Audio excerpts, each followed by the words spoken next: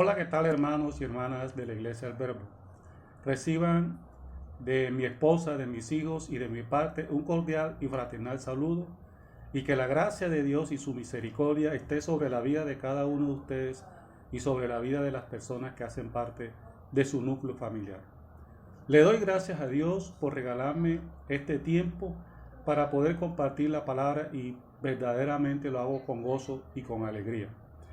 Hay un personaje importante en el Antiguo Testamento, considerado como uno de los patriarcas, y que tuvo gran influencia en su época hasta el punto de que fue instrumento de Dios para bendecir a los de su raza, pero también para bendecir a los gentiles de la época.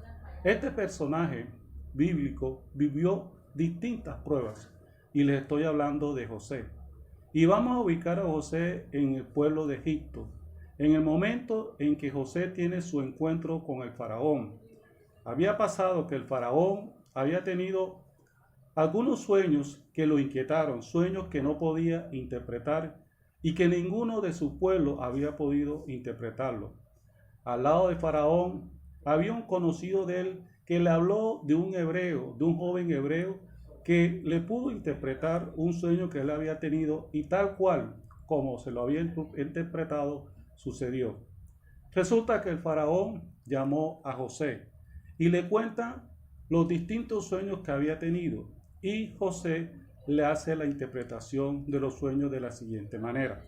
Vamos a Génesis 41 y vamos a leer desde el versículo 28.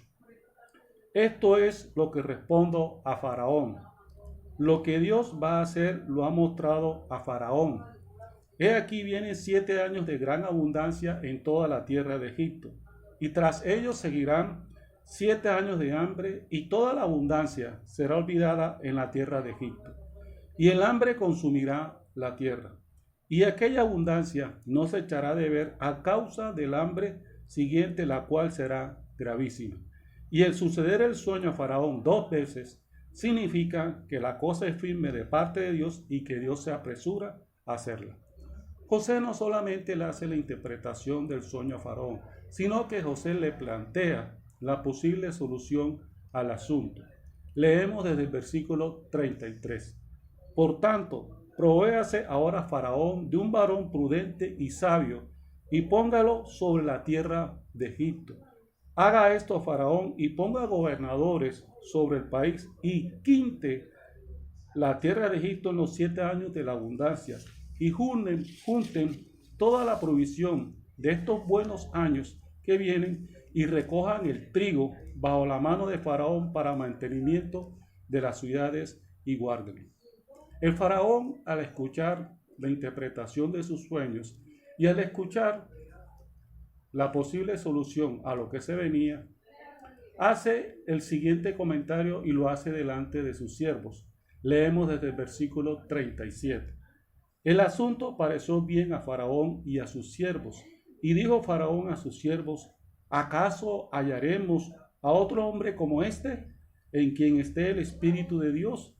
Y dijo Faraón a José: pues que Dios te ha hecho saber todo esto, no hay entendido ni sabio como tú.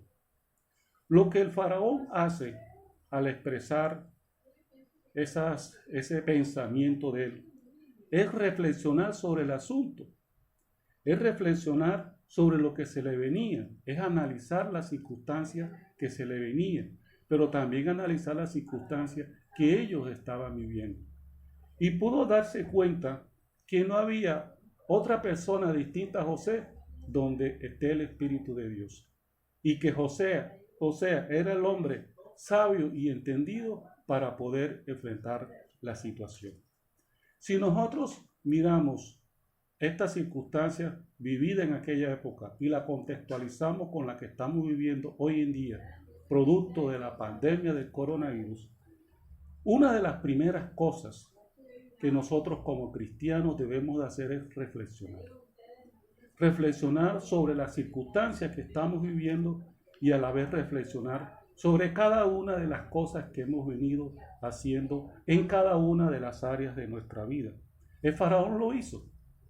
Y eso nos deja de enseñanza a nosotros que también debemos de hacerlo.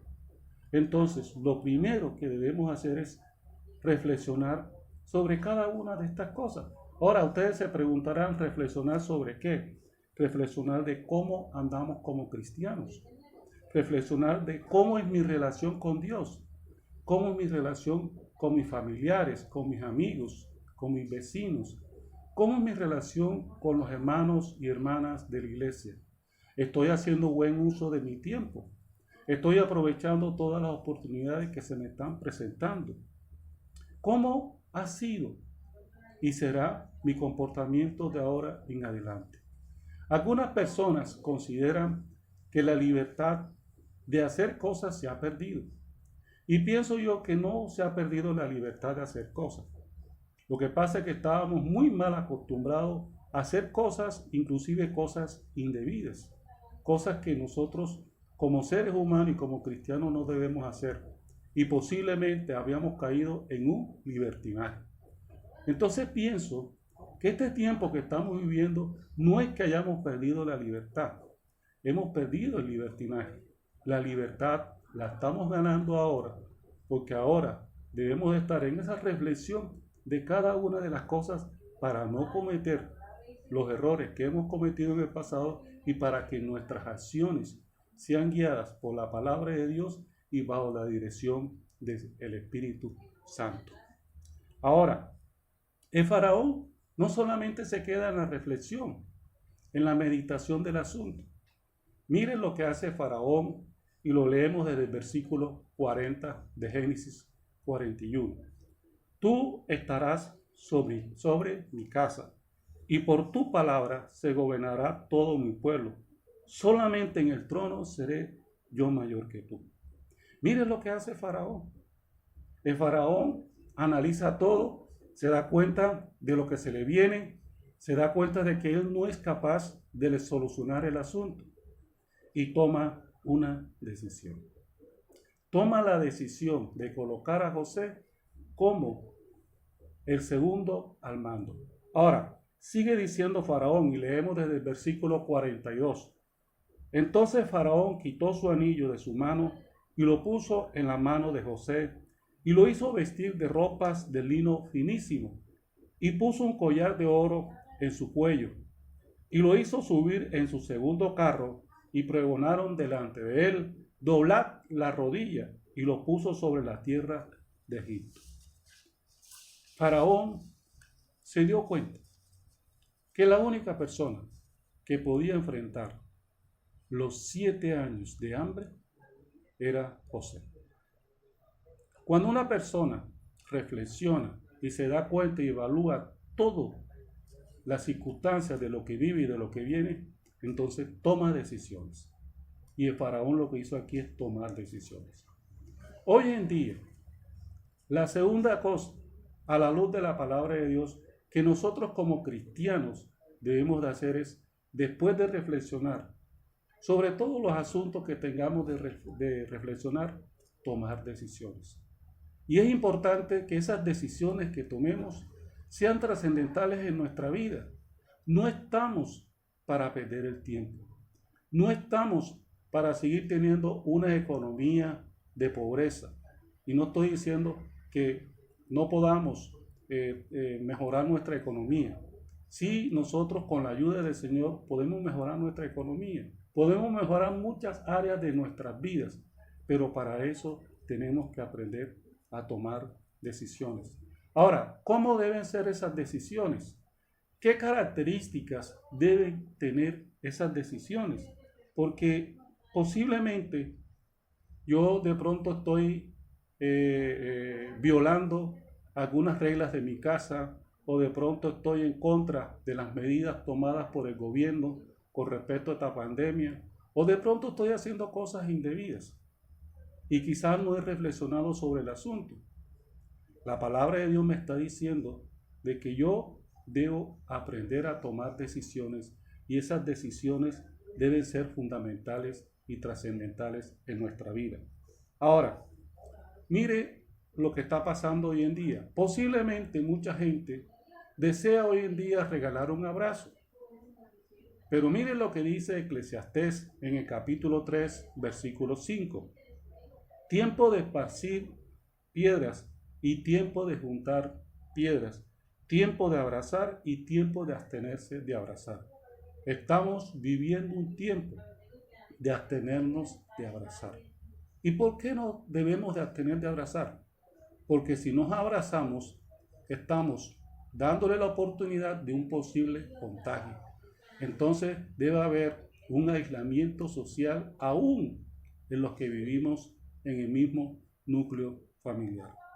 El día que regresemos a la iglesia, el día que regresemos al trabajo, el día que regresemos a donde estábamos antes, si vamos a dar abrazos, no solamente demos abrazo a las mismas personas que le dábamos antes.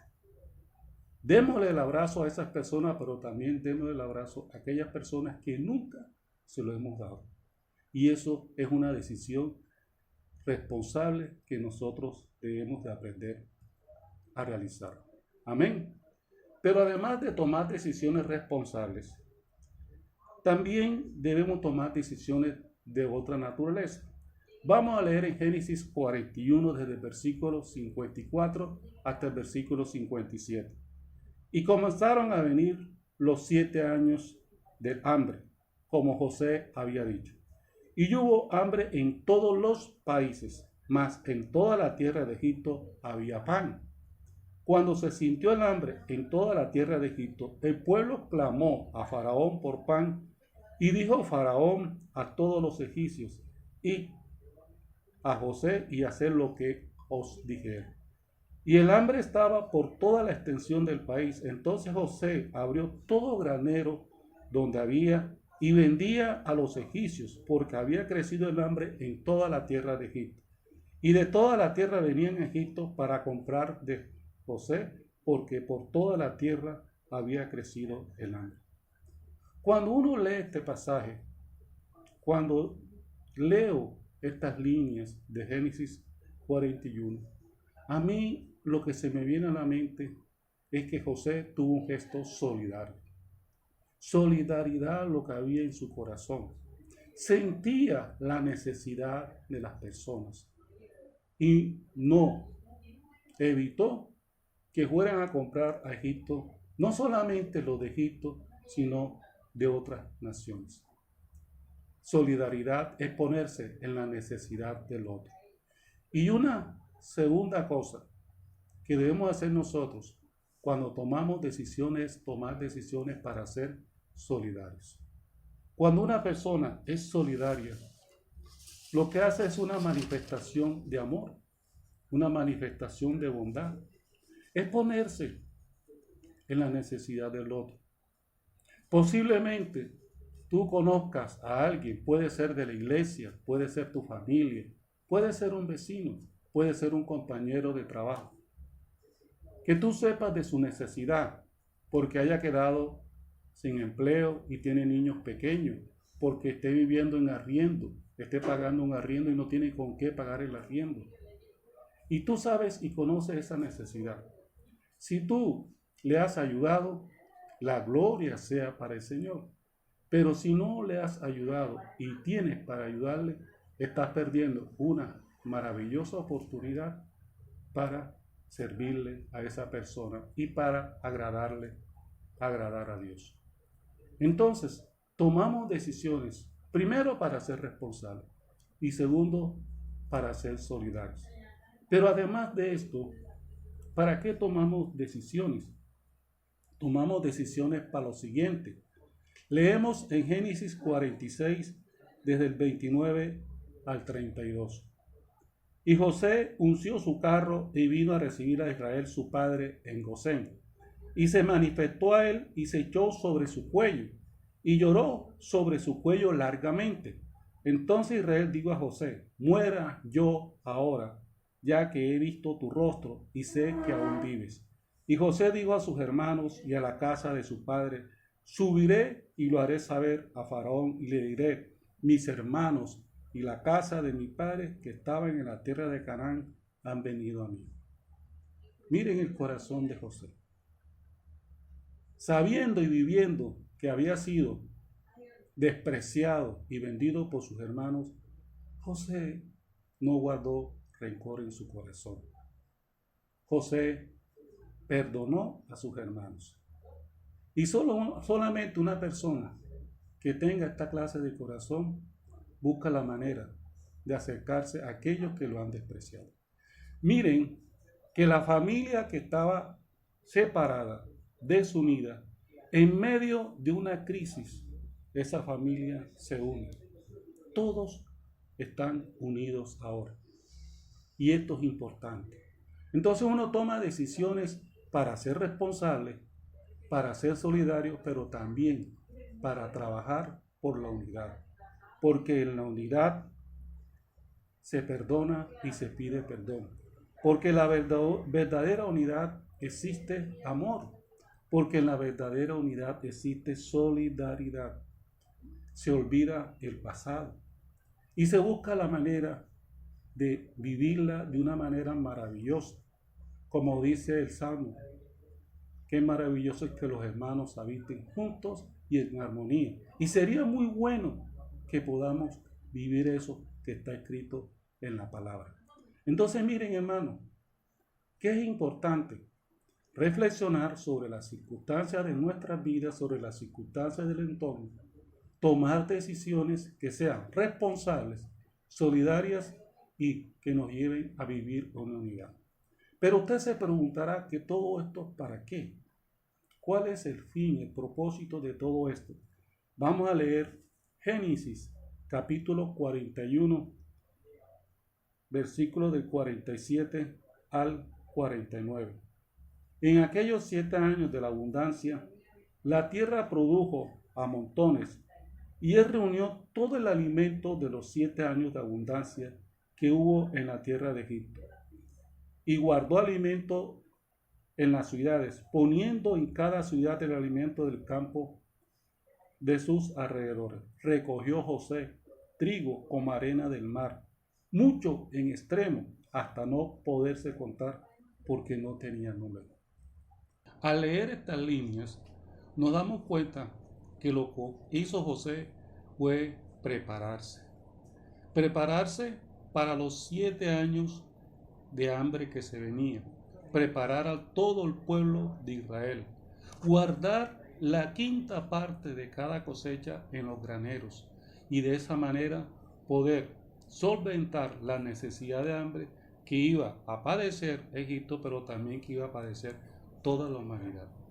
Y esto nos enseña que nosotros, hoy en día, todo esto que estamos viviendo es una preparación para lo que se viene, una preparación a la luz de la palabra de Dios. Ahora, ¿preparación en qué aspectos? Preparación para ser más responsables, preparación para ser de mejor testimonio, preparación para tener una mejor relación con Dios y una mejor relación con las demás personas, preparación para ser solidarios, ser más responsables de cada uno de nuestros actos, vivir la verdadera libertad de hacer cosas responsables y dejar de lado el libertinaje. Entonces, mire, hermanos, las cosas que a la luz de la palabra de Dios hemos aprendido en el día de hoy. Hemos aprendido que dependiendo de las circunstancias de la vida que vivimos, debemos reflexionar inicialmente. Que el producto de la reflexión se tomen decisiones y que esas decisiones sean decisiones responsables, solidarias y que busquen la unidad en los núcleos sociales de los cuales hacemos parte, pero también prepararnos, Señor. Y mire que termino esta reflexión con lo siguiente. En un libro de Anthony de Melo, psicólogo indio, en uno de sus apartes dice, más exactamente en un libro llamado Despierta, dice lo siguiente: mucha gente nace dormida, crece dormida, se casa dormida, tienen hijos dormidos y se mueren dormidos. Nunca despierta. El único que estuvo despierto fue Jesucristo. Y esto nos muestra que realmente a veces ni siquiera nos importan las cosas que pasen a nuestro alrededor.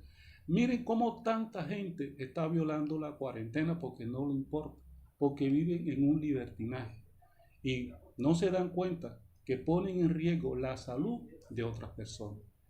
Y nosotros tenemos que aprender a estar despiertos, como lo estuvo Jesucristo. Entonces, a manera de conclusión, tengamos presente lo siguiente.